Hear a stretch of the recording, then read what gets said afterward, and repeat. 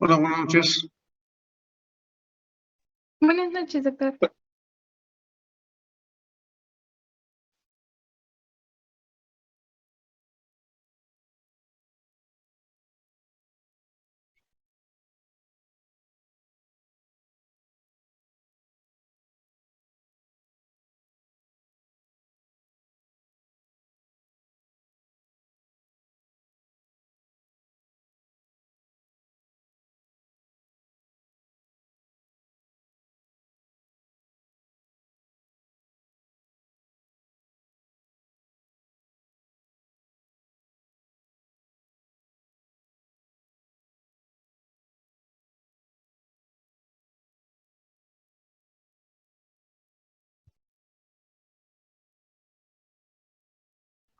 Muy bien, comenzamos, jóvenes.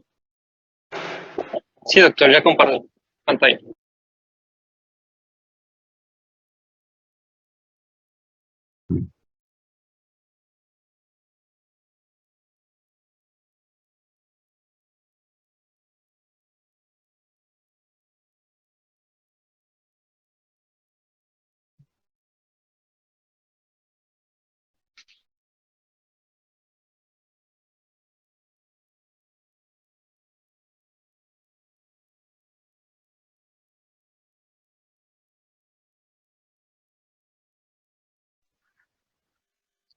Bueno, buenas noches a todos. Ya se ve la pantalla, ¿verdad? Sí, ¿o no? Ok, bueno. Entonces, para continuar ayer con lo que es de la fisiología de la nariz, tenemos que la defensa mucociliar que va a tener esta nariz va a encargarse o va a constar de la limpieza de esas fosas nasales y pues la supresión de esos irritantes y agentes nocivos. Como ya se mencionó ayer, una de las funciones de la nariz es la filtración de cualquier agente nocivo, ¿no? Para que llegue, como dijo el doctor anoche, un aire pues prácticamente estéril, limpio, y pues no haya un daño a la mucosa. Bueno, sí. Bien. Y bueno, el moco que va a ser producido como vimos en las células caliciformes va a contener 95% agua y 4% van a ser mucinas.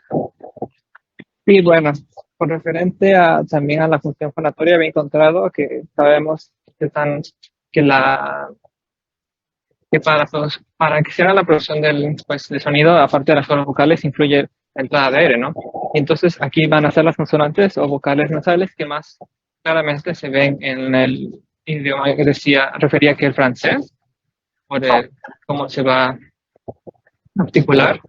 Y bueno, aquí refería que cuando había una alteración en esta función fonatoria, se conoce como rinolalia, donde aquí hay una de la causa más como frecuente o más, con la etiología más frecuente de esta enfermedad, o de esa patología, es un defecto de nervación del velo del paladar o algo similar a este.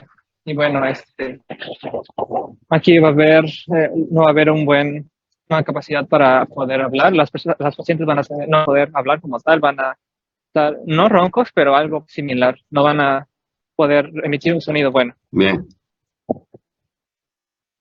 Y bueno, también había encontrado Antes que continúes, mecanismo de la olfacción. una cosa que es importante acuérdense de la nariz es una cavidad neumática, es una cavidad aérea.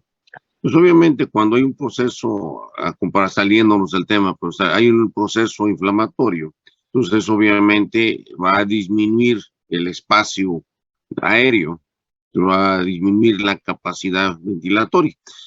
¿Alguno de ustedes ha tenido alguna vez una gripa fuerte y ha visto cómo le cambia la voz? ¿Qué tipo de voz tenemos cuando tenemos una gripa fuerte? Una voz más grave. No, es una voz, digamos, una voz nasal. ¿Como rasposa? Una voz gangosa. Esa es la rinolalia. Sí, esa es la voz con la que escuchamos. De hecho, para nosotros, el escuchar una voz de ese tipo, ya en automático estamos pensando que las cuerdas, que la cavidad nasal no está totalmente despejada, está ocupada. Pues la cavidad nasal, y ahorita que toquemos los senos paranasales, van a funcionar como llamamos caja de resonancia, o sea, le van a dar sonoridad a la voz. Si la nariz y los senos paranasales se ven ocupados, la caja de resonancia se ve afectada y cambia completamente el tono de la voz. Muy bien, ahora sí, sígale, por favor. Sí. Ok, bueno.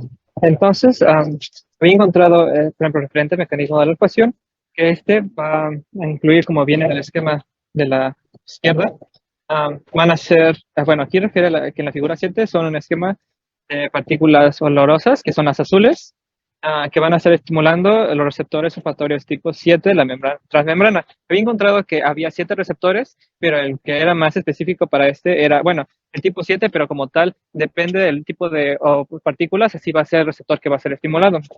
Y bueno, esto va a ser ligado a proteína G, además de que va a haber AMP cíclico de promedio, y bueno, este va a ser el mecanismo. Y refiere, por ejemplo, cuando hay cuando llegan las moléculas como tal, van a ser captadas como tal por el epitelio neurosensorial que va a estar en las células olfatorias, que están como, esos que se ven aquí, van a alcanzar como tal a la primera neurona.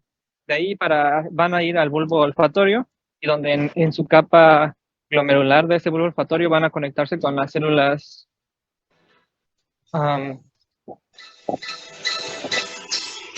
con unas células, que olvidé el nombre en este momento, para hacer la segunda neurona, y ya pues como tal, la tercera neurona va a ser en las diferentes zonas que quiera estimular, por ejemplo, en el hipocampo para los recuerdos, ¿no? Por ejemplo, decir, oh, yo olí esto, y después decir, hueles y dices, me recuerdo esto. Puede ser también en la amígdala o en algún punto específico.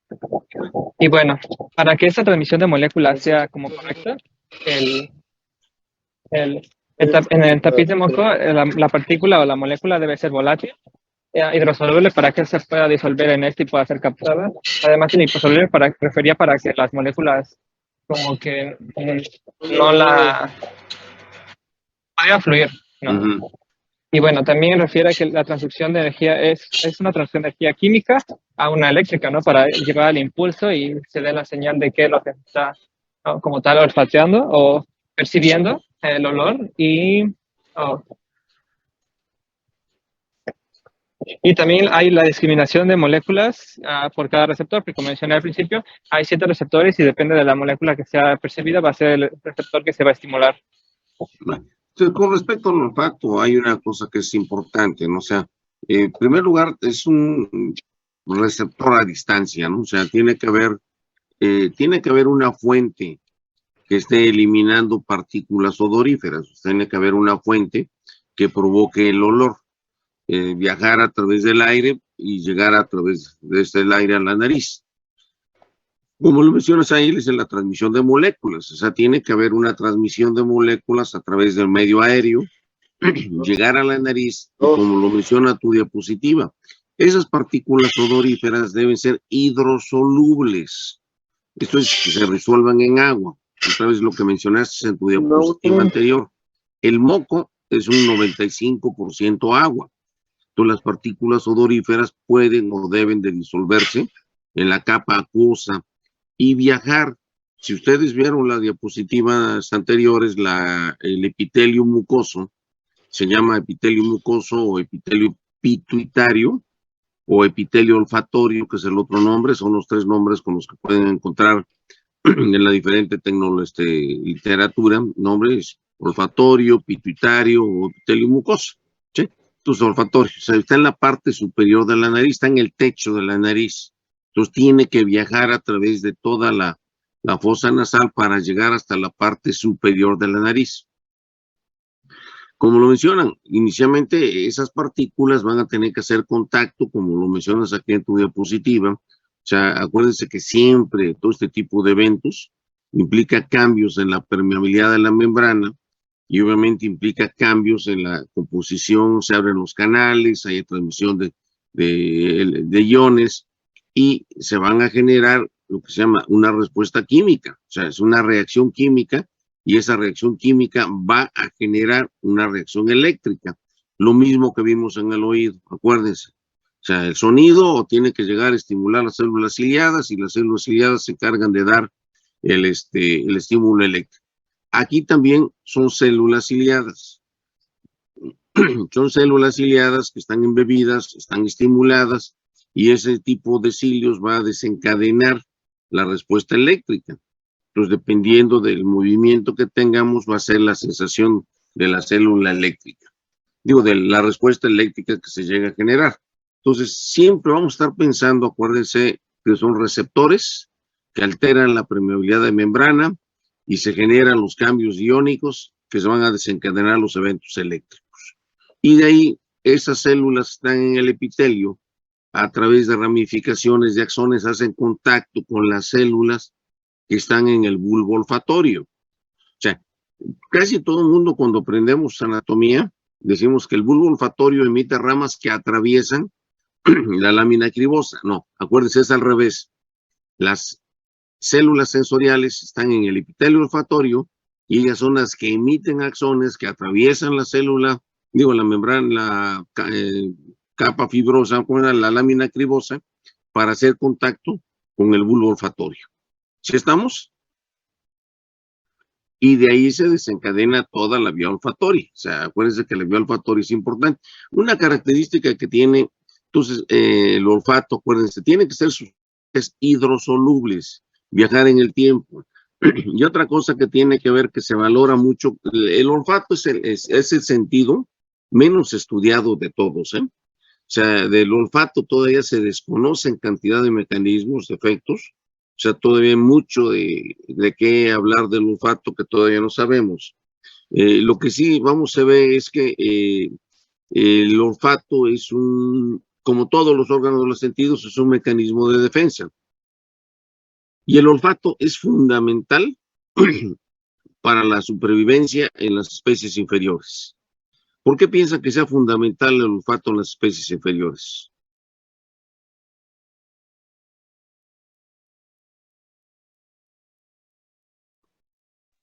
Puede ser, por ejemplo, para la casa o para encontrar algo. ¿Para qué? Para la casa o algo de encontrar comida o así. Bueno, en parte sí, acuérdense que es un sentido de supervivencia, ¿no?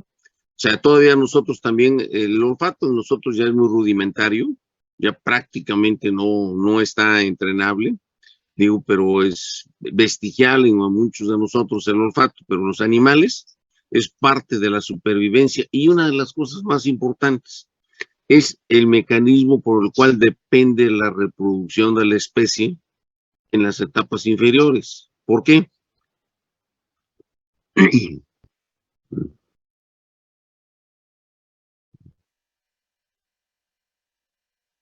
Todos, acuérdense que no es de uno solo nada más, sino que son de todos. ¿Por qué? ¿Por qué es indispensable el olfato en las especies inferiores para la supervivencia y para la reproducción? La percepción de feromonas o alguna hormona. Sí. Acuérdense, ¿quién tiene perros en su casa? Casi siempre me refiero a los perritos porque es el animal con el que compartimos y convivimos. ¿Alguno de ustedes tiene pareja de perros, hembra y macho?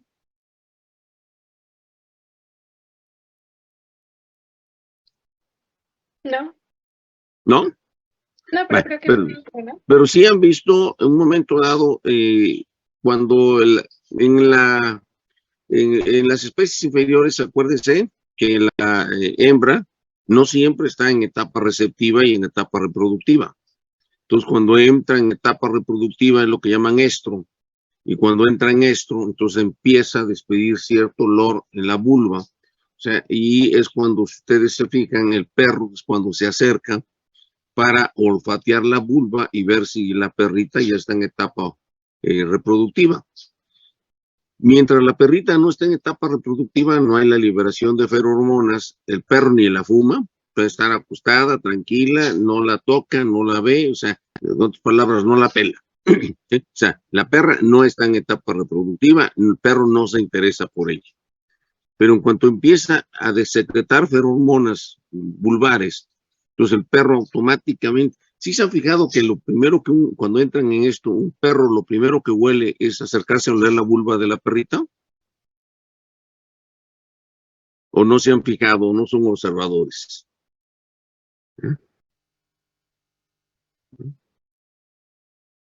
Sí, doctor, y además está como más edematizada, ¿no? Aparte de eso, está edematizada, empieza a haber secreción, empieza a haber humedad, pero todavía no entra en etapa reproductiva. O sea, ya está avisando que está empezando a entrar en etapa reproductiva. Y después, cuando comienza la perrita a sangrar, deja manchas en el piso que van de sangrado, que todos los demás perritos van siguiendo. Ustedes se acuerdan, es una jauría completa la que se le acerca a la perra. Y la perrita es cuando entra en etapa reproductiva. Después de que pasa la etapa reproductiva, ¿se han fijado que toda la bola de perros, cada quien jala por su lado y la perra se queda sola otra vez? ¿Sí o no se han fijado? Sí, doctor. Entonces, en las etapas inferiores, el olfato es el mecanismo fundamental que despierta el proceso de reproducción. Si no se estimula el olfato, los animales en las clases inferiores, no se reproducen, ¿sí? Entonces nosotros ya, los humanos, somos muy sofisticados, somos muy elaborados, ya no dependemos del olfato para la cuestión reproductiva, pero seguimos siendo animales instintivos y seguimos teniendo nuestro hipocampo y nuestro sistema límbico capaz de despertar a estímulos olorosos. ¿Cuáles serían esos estímulos olorosos que vamos a tener?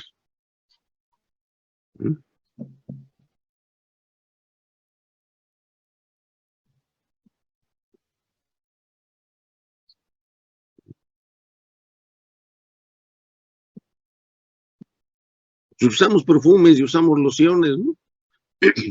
A ver, las mujeres, ¿para qué se ponen perfume?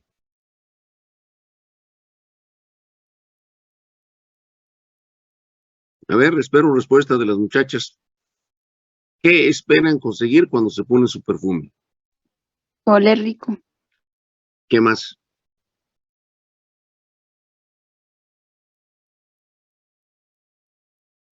Algunas Una cosa inclusive es, como para relajarse, ¿no? Como aparte, aromaterapia. ¿qué más? ¿Y qué intentan conseguir con oler y con relajarse? ¿Qué más?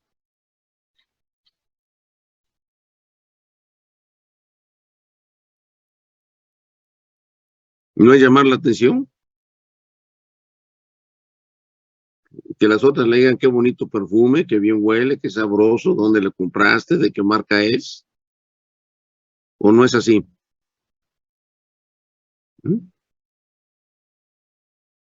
Igual ocurre con los hombres, ¿eh? Son los hombres usamos lociones y las lociones son el prototipo que tenemos. Entonces, para nosotros todavía siguen siendo remembranzas de nuestra etapa instintiva el uso de los perfumes. Es una forma de llamar la atención, sobre todo tratándose de sexo contrario, ¿sí? O sea, es una forma que tenemos de estimular. Obviamente la cuestión reproductiva en nosotros ya está totalmente controlada, la conducta social, moral, la cuestión cortical sigue siendo importante.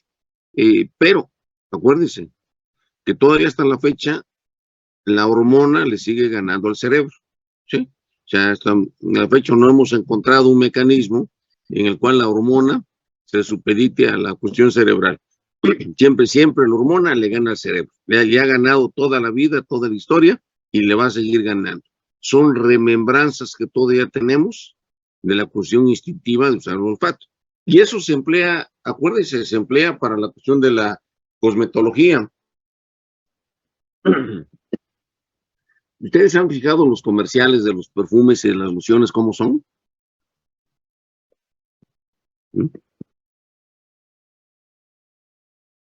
Sí, doctor. ¿Cómo son?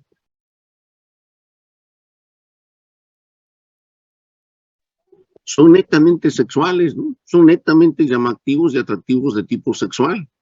Si es un perfume femenino, nos sale la muchacha, la Quinta Avenida, la ventana, la pantalla, un vestido así muy sugestivo y transparente.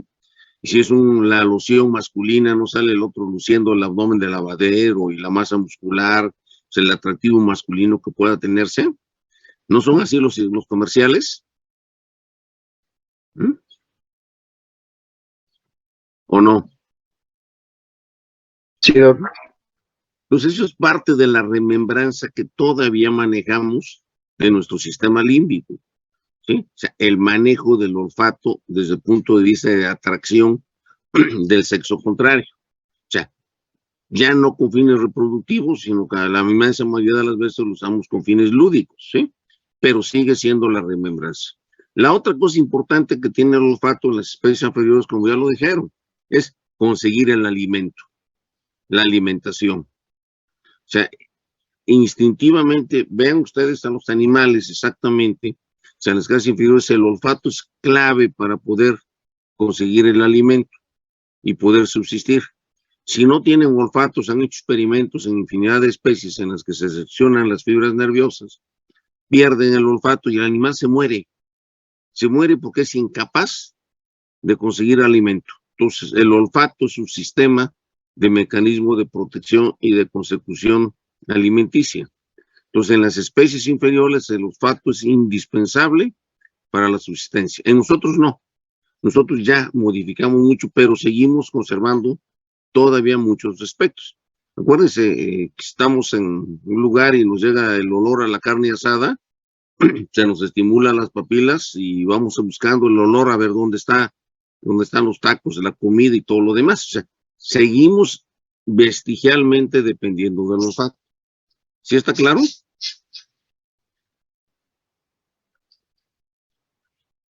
está? Entonces el olfato pues es un mecanismo como todos los sentidos, es un sentido de defensa, de supervivencia. Y la otra cosa también es para la cuestión de las alertas, ¿no? Entonces otra vez nos vamos a los animales, ustedes ven hasta las películas. Si se quema el bosque, el animal sale corriendo, alejándose del humo. Nosotros también lo hacemos. Y entrenamos a nuestro cerebro para ciertos olores que signifiquen peligro y alejarnos de ese tipo. ¿Cuál sería un olor que nos implica peligro? ¿Qué es de batalla? ¿El olor a gas? ¿Del gas? El gas butano no tiene olor. El gas butano es un gas que no tiene olor, pero se le agrega con fines de protección, se le agrega un aldehído, ¿sí? Y ese aldehído es el olor característico que tiene el gas. Entonces, cuando hay una fuga, lo leemos, percibimos y automáticamente lo relacionamos con una fuga de gas. ¿Sí estamos? Pero al mismo tiempo el olfato tiene una enorme desventaja, que es un sentido fácilmente adaptable. O sea, se adapta al momento, al medio ambiente, a las circunstancias. En muy poco tiempo se adapta a las circunstancias y eso se vuelve un mecanismo contrario, o sea, ya no nos ayuda. ¿Ustedes llevaron disección en cadáver? ¿Sí entraron al anfiteatro o no entraron al anfiteatro? ¿O les tocó la pandemia? Sí entramos, Doc, pero nunca hicimos disecciones. Bueno, pero sí entraron, ¿sí? ¿Y cómo huelen los anfiteatros?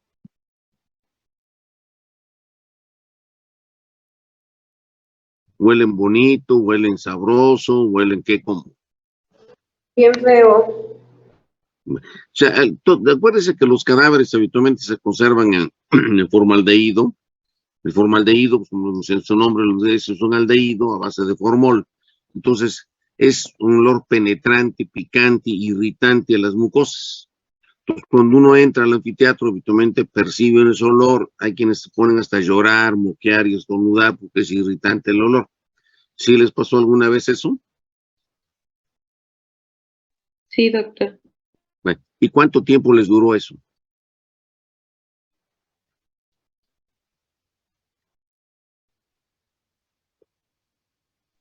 Unos minutos, doctor. Son unos minutos, duran unos minutos. Y al cabo de unos minutos ya se adaptó uno a los olores del formol. Todos los receptores se bloquean, disminuye la percepción del umbral, se vuelve muy alto para dar un estímulo. Entonces, perdemos la percepción del olor. La prueba es que después de media hora en el anfiteatro podemos sacar las tortas, los chescos y hacer una botana ahí en el anfiteatro, ya sin el menor menoscabo de estar percibiendo un olor desagradable. Entonces se adapta uno al olor. ¿Sí han pasado ustedes ahí por la raya en el aeropuerto al mediodía?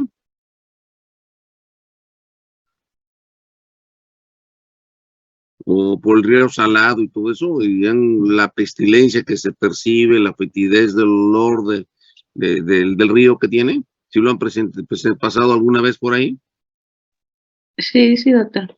Bueno, entonces la gente se pregunta cómo es que vive la gente por aquí. No, el problema está que la gente se adapta y en un ratito se adapta al medio ambiente y ya deja de percibir el olor y se puede hacer su vida y pues normales.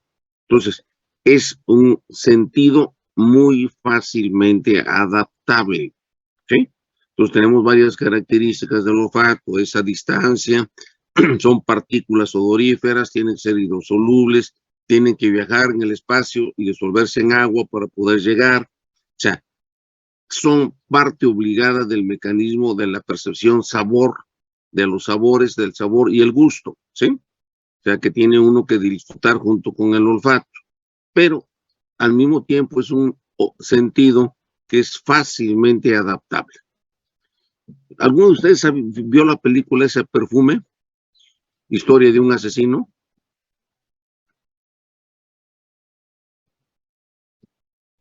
Sí, doctor. ¿No? Sí, doctor. Bueno, se las recomiendo, consíganla. Es un resumen de cómo se elaboran los perfumes y las características que deben de tener, o sea, lo que se busca con los perfumes. Acuérdense que la industria de la cosmetología paga millonadas, pero millonadas de peso, por cada vez por nueva esencia de perfume, porque lo que se busca es eso, es el atractivo. Acuérdense, somos hedonistas, aunque no queramos, ¿sí? Lo que decían ustedes, los hombres se ponen loción porque quieren uno apantallar a las muchachas y las muchachas se ponen su perfume porque quieren ser en sentido de atracción del sexo contrario. O sea, es parte todavía de la conducta instintiva que llegamos a tener. Obviamente modificada por nuestra conducta social. O sea, nosotros ya no dependemos de eso, ¿sí? Pero lo seguimos utilizando y sigue siendo parte de nuestro sistema de defensa límbico. ¿Sí está claro? Sí. Ahora, eso es la parte de la fisiología habitual. Ya, después vamos a tocar parte de lo que es la patología. No sé si tengan alguna pregunta.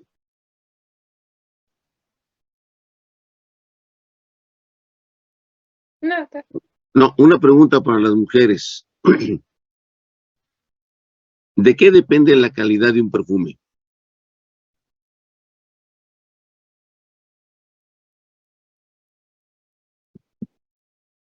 De la concentración de las esencias. ¿De qué depende? Sí, porque hay perfumes chafas, hay perfumes caros y perfumes súper caros. ¿De qué depende?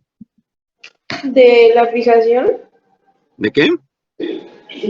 cuánto dure, o sea, el fijador. Eso. ¿Cuánto va a durar el perfume? ¿Cuánto dura la permanencia del olor? O sea, ¿cuánto va a durar? O sea, una cosa es, le llaman fijador. O sea, el fijador es el que retiene y libera partículas odoríferas en una forma muy lenta. Entonces, un fijador caro, un perfume caro, libera muy lentamente las partículas, de manera que el olor del perfume, lo que se le agrega al fijador, se elimina en una forma muy lenta y dura horas. En cambio, si se compra un perfume chafa, se lo pone uno y en un ratito desaparece el olor, o sea, se acaba porque el fijador. Entonces, lo que hace caro una esencia de un perfume es eso, son los fijadores que se llaman. ¿Se han fijado ustedes cuánto tiempo dura el olor de un zorrillo? Si alguna vez les ha tocado oler todavía en nuestro medio, todavía olemos de vez en cuando, que dice uno, se orinó el zorrillo, No, doctor. ¿sí? Pero sí se han fijado cuánto tiempo dura el olor. Dura muchísimo. Sí, doctor. Dura días, a veces enteros, ¿sí? ¿Por qué? Porque el fijador de los orines del zorrillo es la característica. Acuérdense que los franceses fueron los pioneros de la cuestión de los perfumes. ¿Y por qué fueron tan famosos los franceses con lo de sus perfumes?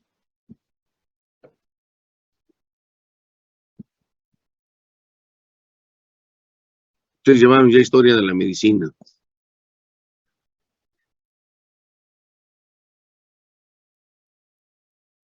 ¿No era porque olían mal, doctor? ¿Mande? ¿No era Sí, porque olían mal? sí, ¿y por qué olían mal? Porque no había mucha agua y no se bañó. ¿Digo? No sirve agua, pero ¿qué cosa? Falta de higiene.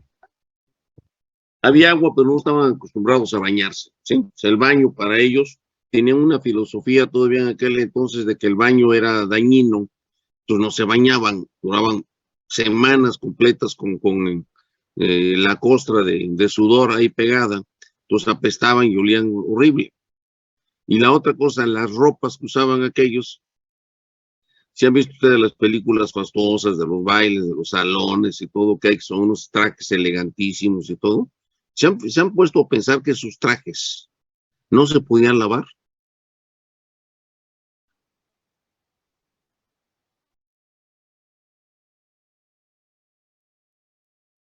¿Sí o no?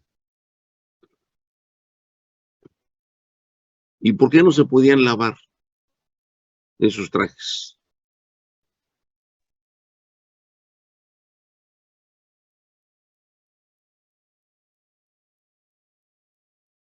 Es pregunta para todos.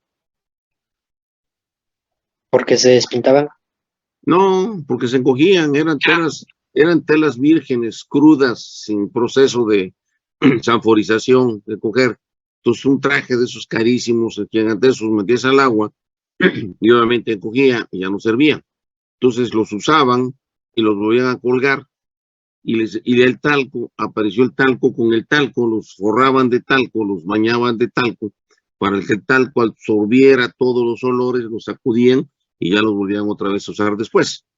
Pero también al mismo tiempo eso hacía que hubiera malos olores. Imagínense una misa de 12 en los pueblos antiguos, en donde todo el mundo apestaba a sudor. Era una pestilencia pavorosa en todas las iglesias. Cuando salió el incienso, que se lo llevaron de América, fue la salvación del mundo, porque el incienso no creen que se usó porque fuera la cuestión religiosa. Se empezó a usar para tapar el olor tan desagradable que se hacía en las concentraciones. O sea, entonces con eso ya se amortiguaba el olor desagradable. Entonces los franceses fueron pioneros porque no se bañaban, olían mal, o sea, su ropa apestaba también. Entonces fue que inventaron los perfumes para poder disimular el olor tan desagradable que tenía. ¿Sí? Muy bien, bueno, ya nos salimos de eso, para que vean que es la medicina agarrada a la historia. Entonces, ¿alguna pregunta, alguna duda? ¿Mm? ¿No? Bueno, entonces vámonos con los deseos paranasales. Así es, doctor. ¿Me escucha? ¿Sí? Bien. Bueno, ahora vamos a hablar un poco de lo que son los senos paranasales. Vamos a presentar, mi nombre es Álvarez Avendaña Ana Laura y junto con mis compañeros Cortés Ramos Casandra, Ramírez García José Manuel y Keila Monserrat Leiva les vamos a presentar este tema. Siguiente diapo. Bien.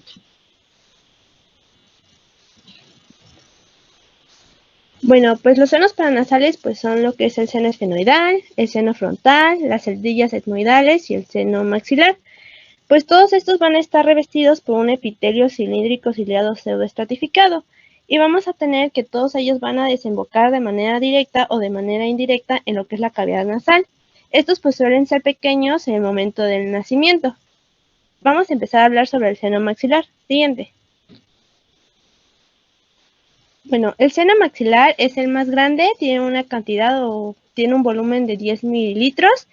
Vamos a tener que este se va a encontrar ubicado en el cuerpo del hueso maxilar y va a tener una forma piramidal, es decir, va a tener una base y un vértice. La base va a estar normalmente en lo que es la pared interna, que forma la parte lateral de las fosas nasales, y lo que es el vértice va a estar hacia la apófise cigomática del hueso temporal, en donde está de color naranja.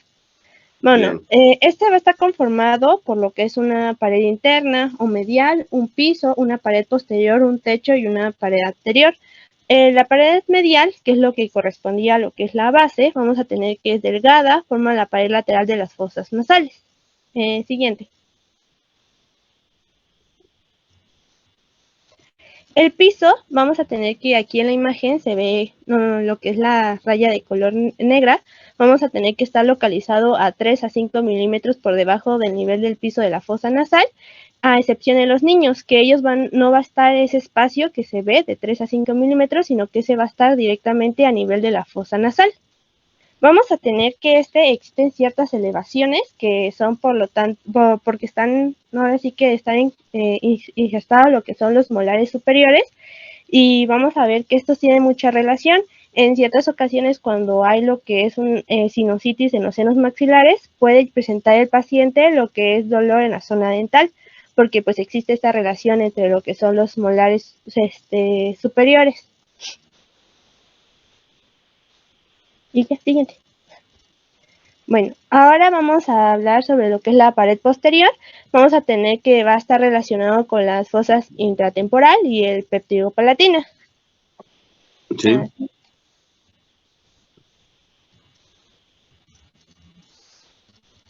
El techo vamos a tener que como se ve en la imagen, está de la línea de color rojo y va a estar formado por la cara orbitaria del maxilar y el piso de la órbita. La pared anterior va a estar relacionado con lo que es la cara, o sea, es decir, la mejilla. Los pómulos. El pómulo. Siguiente, por O favor. sea, el techo del seno maxilar, o sea, por arriba va a ser el piso de la órbita y por debajo es el techo del seno maxilar. Muy bien. Y lo que se ve de la pared anterior son los pómulos, son la parte que corresponde directamente a los pómulos que tenemos. Muy bien. Síguele. Bueno, vamos a ver ahora sobre el drenaje del seno maxilar. El drenaje vamos a tener que a nivel de lo que es la pared interna del seno maxilar se va a encontrar un conducto llamado maxilar que drena hacia el meato medio. Aquí como vemos en la imagen, ahí claramente se ve lo que es el cornete superior, el cornete inferior y entre de esos dos se encuentra el meato medio. El orificio que se ve en la imagen tenemos ese es lo que se conoce como el conducto maxilar. Y todo este drenaje es en contra de su gravedad y por lo tanto pues genera o requiere más energía. Si tú ves la imagen que tienes ahí donde está la cara cortada, o sea, siguiendo el trayecto del seno, vas a encontrar que la desembocadura del seno está prácticamente al nivel de la órbita. ¿Ya lo viste? ¿Se lo puedes señalar? Sí. Ándale, es exactamente ese conductito, ese conductito, es lo que llamamos el proceso infundibuliforme, porque tiene forma de embudo. Ustedes se fijan de ancho, se van gustando, y va a salir prácticamente en lo que sería en el tercio inferior de la órbita del seno maxilar. Entonces, acuérdense que los líquidos habitualmente tienen tendencia a drenar por gravedad, o sea, la parte que se inclina, el agua busca las partes bajas para salir. Entonces aquí el drenaje de seno va a estar en la parte alta del seno, o sea, no va a estar en su piso, sino va a estar prácticamente a nivel del techo, es el sitio donde drena el seno maxilar.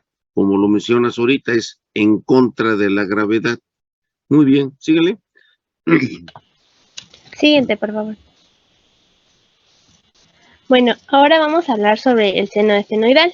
Pues este tiene una localización dentro del cuerpo del esfenoides por debajo de la silla turca.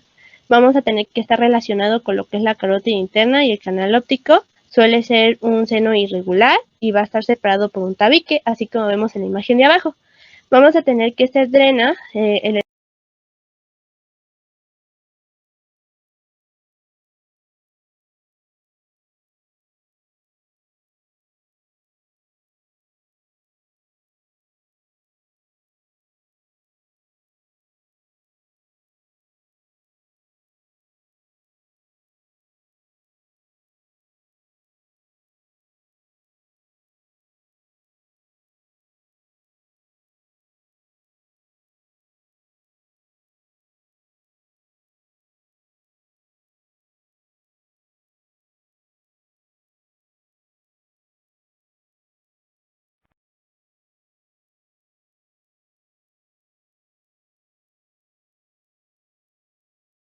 Muy bien, síguele.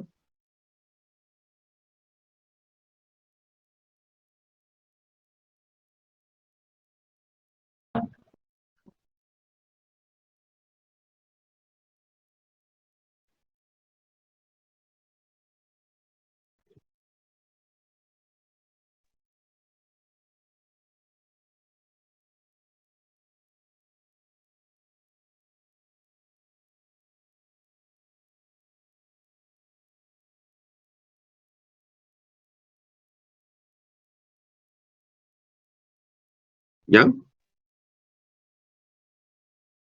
¿Reanudamos? Creo que no ha entrado mi compañera, doctor. Ya viene. Ok.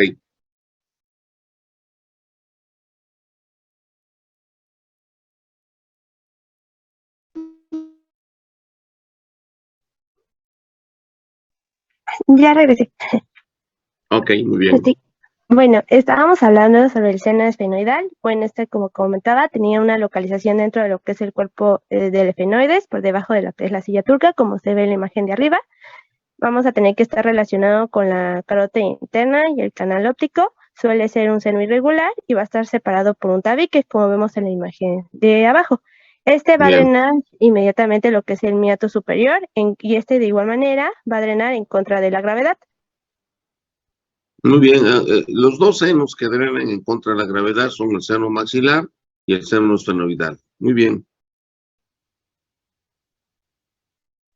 Siguiente. Bueno, ahora vamos a hablar sobre los senos o celdillas etmoidales. Tenemos que estos senos van a ser múltiples y su localización va a ser entre el seno esfenoidal, que pues está en esta parte posterior, entre el seno frontal en la parte anterosuperior y la órbita. Entonces, esta va a ser su ubicación. Tenemos que estas celdillas etmoidales van a tener una estructura importante que va a dividirlas en anteriores y posteriores. Esta estructura pues va a ser la laminilla basal, que en la imagen la podemos ver con la flecha amarilla. Estas senos etmoidales anteriores van a drenar al meato medio, mientras que los posteriores van a drenar hacia el meato superior. La capacidad tanto de las anteriores como de las posteriores va a ser de 9 mililitros y vamos a tener que estas celdillas van a estar limitadas de la órbita por la lámina papidácea y de la fosa craneal anterior van a estar limitadas por el techo etmoidal. Bien.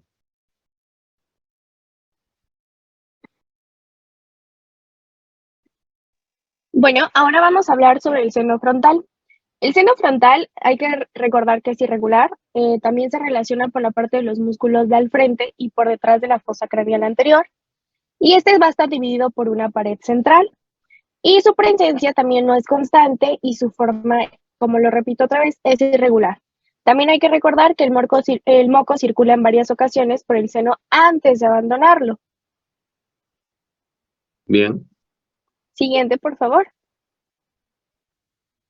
Ahora, sobre las funciones de los senos paranasales, no ha habido o algo que nos diga cuáles son las funciones tal como tal de los senos paranasales. La mayoría concuerda que se trate de restos filogénicos muy antiguos que actualmente solo funcionan aumentando la producción de moco. La que sigue, por favor.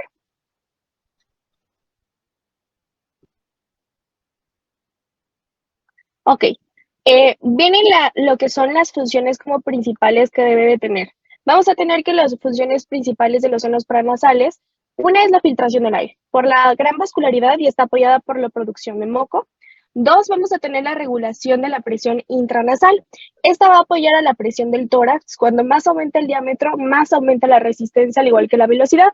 Por lo tanto, la velocidad es mayor que las vías pequeñas en las vías grandes. Esta presión intranasal también nos va a dar la sensación de un cráneo más ligero.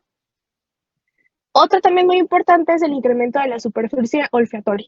No solo hablamos de la superficie en la pirámide nasal, también del resto de las superficies de los senos paranasales, algunos con mayor capacidad que otros, apoyando a la unificación del aire. En el espacio de estos senos no está vacío, ayuda a la unificación del moco y a la modificación del aire y a mantener la temperatura. Ahora, otra como cuarto es la resonancia de la voz. Alguien con afectación de los senos paranasales, su voz va a cambiar porque no tiene la misma función de resonancia. Y el cráneo y los senos paranasales funcionan como una caja de resonancia. Bien. Siguiente, por favor. Y ya para finalizar, pues lo más importante es tener presente lo siguiente. Uno, únicamente los senos etmoidales y maxilares son importantes en la infancia. Dos, los senos maxilares etmoidales anteriores y frontal drenan hacia el meato medio. Y tres, las celdillas etmoidales posterior y el seno esfenoidal drenan hacia el meato superior. Y como cuarta y última, la secreción mucosal de los senos contienen propiedades inmunológicas y bacterianas. Y con eso concluimos, doctor. Muy bien. Una cosa importante. Los senos paranasales se van a considerar como anexos de la cavidad nasal. O sea, y se forman como evaginaciones de la pared nasal, de la cavidad nasal. O sea, lo vamos a tocar un poquito más, o sea, los senos paranasales están todos conectados a la nariz porque todos se originan a través de la cavidad nasal, como evaginaciones. Al nacimiento únicamente, cuando nacemos únicamente tenemos los más constantes, son los senos etmoidales anteriores y los senos maxilares. O sea, de hecho, si le tomamos una radiografía a un recién nacido, lo que vamos a encontrar es únicamente celdillas etmoidales anteriores y senos maxilares. Y no quiere decir que no tenga lo demás. Entonces, los senos esfenoidales comienzan a formarse en promedio a los 2 años de vida.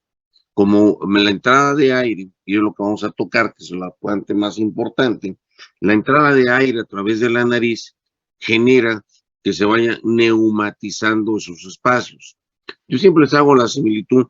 Acuérdense, cuando vimos oído, dijimos que la ventilación de la nariz a través de la trompa de Eustaquio al oído medio hace que las celdillas mastoideas se expandan, crezcan y la cavidad timpánica se desarrolle. Entonces, aquí sucede lo mismo con los senos. La entrada de aire por la nariz empuja y hace que se vayan desarrollando los senos en sus distintos tiempos. Entonces, al nacimiento tenemos presentes celdillas etmoidales anteriores y maxilares. A los 2 años se empiezan a formar las celdillas como remedo en el esfenoides, los senos esfenoidales. Y los últimos senos que se empiezan a formar son los senos frontales. O sea, los senos frontales se empiezan a formar alrededor de los 4 a 6 años de edad. Entonces también esto es importante porque a un niño de 4 a 6 años de edad que le tomen una radiografía y que no tenga senos esfenoidales, es una radiografía normal. Todavía no se llegan a formar. Ya están en proceso de formación. Pero la contrapartida, si a un adulto le tomamos una radiografía y vemos que no tiene senos frontales, entonces la explicación que vamos a tener es que de niño, entre los 4 y los 6 años o antes de este tiempo, ese niño no respiraba por la nariz, estuvo respirando por la boca y la falta de entrada de aire por las cavidades nasales hizo que no se desarrollaran los senos frontales. ¿Sí se va correlacionando cuál es la causa-efecto que se llega a tener con esto? ¿Sí? Entonces, siempre se van a considerar los senos paranasales como anexos a la cavidad nasal. Como son anexos de la cavidad nasal, son evaginaciones de la cavidad nasal, todos los senos paranasales, todos, con las celdillas, van a estar revestidos de epitelio respiratorio. Y desde ese punto de vista, son cavidades productoras de moco. ¿Sí estamos? Acuérdense que ya quedamos que el epitelio respiratorio es un epitelio productor de moco. Entonces, todos los senos paranasales van a estar produciendo moco y ese moco lo van a estar vaciando a la cavidad nasal. ¿Sí está claro? ¿Sí? Digo, ese es el punto importante de entender, ¿no? ¿Para qué nos sirven? ¿Cómo nos funcionan? Como lo mencionaron ahorita, hay algunas cosas que todavía no se conocen completamente bien, pero de lo que sí se conoce bien, lo que mencionamos, son cavidades productoras de moco, están vaciando el moco constante, continuamente, a la cavidad nasal. Sirven como reservorio de aire y sirven como reservorio, acuérdense, están llenos de aire, o sea, la conexión que tiene entre la nariz y los senos los hace que sean espacios neumáticos, espacios llenos de aire. Entonces eso va a servir como amortiguadores para los cambios de presión que se puedan presentar, como lo mencionaron ahorita. Sirven como caja de resonancia para darle formación y tono a la voz. La otra, van a aligerar el peso de la cabeza. Entonces lo que se ha visto en pacientes que de niños no respiran por la nariz, sino que respiran por la boca, su desarrollo de los senos paranasales va a ser limitado. Y van a haber poco desarrollo de los senos en todos los huesos. Van a ser más compactos, más duros.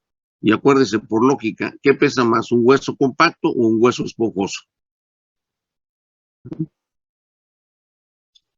El Un hueso, compacto. ¿Mm? el compacto. Hueso El compacto. compacto, ¿no? Entonces, una de las molestias que a veces un paciente que no se formaron los senos frontales es la sensación de pesantez en la cabeza. Va a sentir pesada la cabeza, dolorida, le toma una placa y ve que no tiene unos senos frontales. Bueno, ya decirle, ¿sabe qué? Amuélese y quédese porque no se formaron sus senos frontales y sus huesos pesan más que los huesos de los pacientes que sí se neumatizaron y que obviamente son más ligeros. Y eso se ha mencionado también dentro de las especies filogenéticas, la evolución de la especie, que al tener menos peso en la cabeza, eso nos facilitó a nosotros tener la cabeza erecta, o sea, levantar la cabeza y tener la posición de la cabeza erecta, ¿sí? A diferencia de la mayoría de los animales, que la cabeza la tienen hacia abajo por el mismo peso que llegan a tener. Muy bien, creo que con eso más o menos queda concluido esto. Mañana sí voy, mañana hacemos un resumen de todo esto, ¿sí? No sé si tengan alguna pregunta. No, doc, todo bien. Muy bien. Entonces mañana sí ya nos vemos cada quien en el horario y hacemos un pequeño resumen de esto, ¿sí? Por favor. Y dudas que tengan para poderlas aclarar, ¿sale? Sí, doctor. Sí, doctor, gracias. Bueno, entonces que descansen, que tengan buena noche. Gracias, Doc. Hasta mañana. Descansen hasta mañana.